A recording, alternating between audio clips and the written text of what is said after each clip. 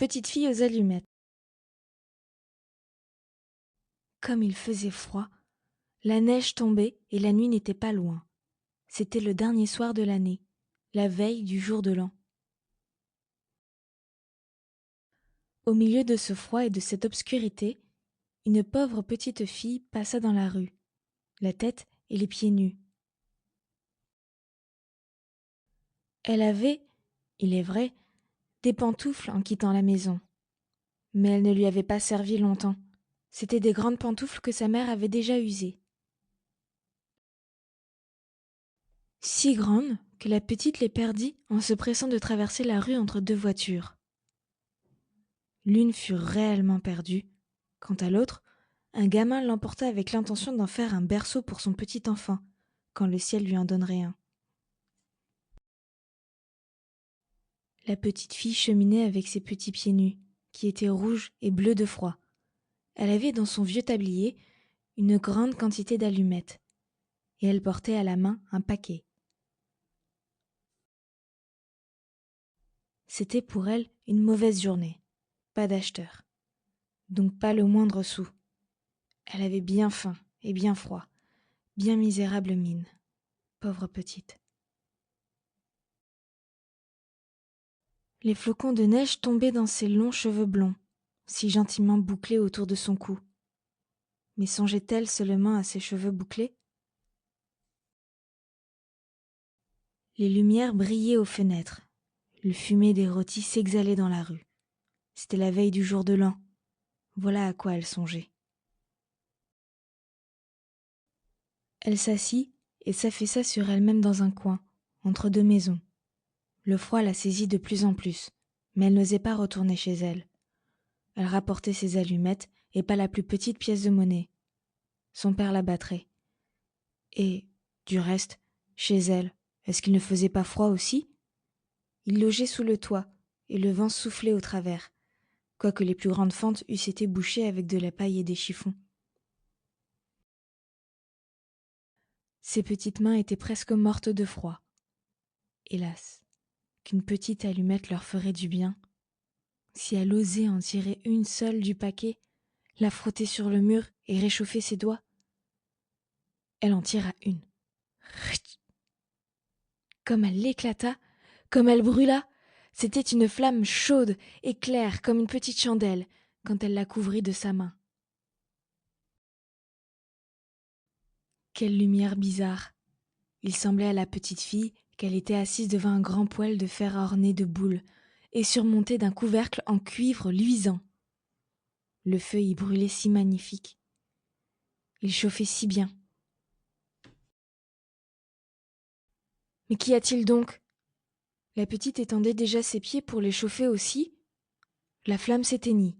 Le poêle disparut. Elle était assise. Un petit bout de l'allumette brûlait à la main.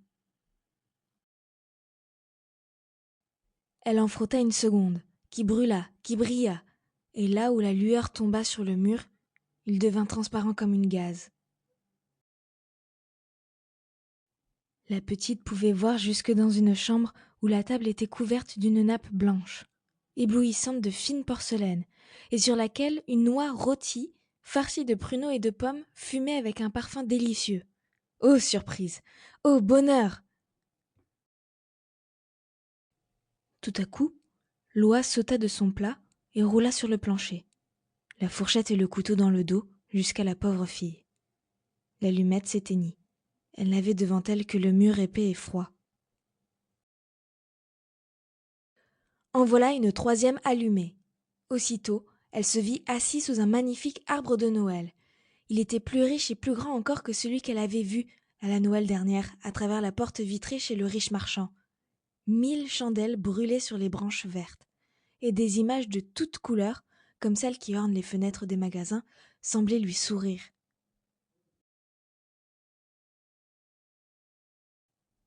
La petite éleva les deux mains. L'allumette s'éteignit. Toutes les chandelles de Noël montaient, montaient, et elle s'aperçut alors que ce n'étaient que les étoiles. Une d'elles tomba et traça une longue raie de feu dans le ciel. « C'est quelqu'un qui meurt, se dit la petite, car sa vieille grand-mère, qui seule avait été bonne pour elle, mais qui n'était plus, lui répétait souvent : « Lorsqu'une étoile tombe, c'est qu'une âme monte à Dieu. » Elle frotta encore une allumette sur le mur. Il se fit une grande lumière au milieu de laquelle était la grand-mère debout, avec un air si doux, si radieux. « Grand-mère !» s'écria la petite, « emmène-moi. Lorsque l'allumette s'éteindra, je sais que tu n'y seras plus. Tu disparaîtras comme le poêle de fer, comme l'oie rôtie, comme le bel arbre de Noël. » Elle frotta promptement le reste du paquet, car elle tenait à garder sa grand-mère, et les allumettes répandirent un éclat plus vif que celui du jour. Jamais la grand-mère n'avait été si grande, ni si belle. Elle prit la petite fille sur son bras, et toutes les deux s'envolèrent joyeuses au milieu de ce rayonnement, si haut, qu'il n'y avait plus ni froid, ni faim, ni angoisse. Elles étaient chez Dieu. Mais dans le coin entre les deux maisons, était assise, quand vint la froide matinée, la petite fille, les joues toutes rouges, le sourire sur la bouche, morte, morte de froid, le dernier soir de l'année. Le jour de l'an se leva sur le petit cadavre assis là avec les allumettes, dont un paquet avait été presque tout brûlé. « Elle a voulu se chauffer, dit quelqu'un. Tout le monde ignora les